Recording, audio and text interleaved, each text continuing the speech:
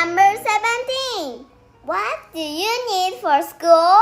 I need new pens, pencils, erasers, a ruler, a pair of scissors, and a notebook.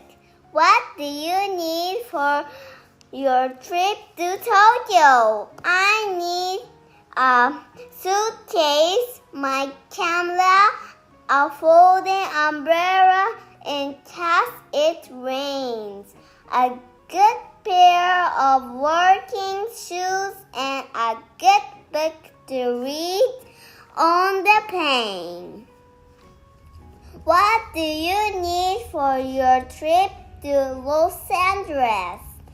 Well, I'll need all of the things I took to Tokyo, but I won't need a folding umbrella because Tino says it's always sunny in LA, but I will need to take my passport.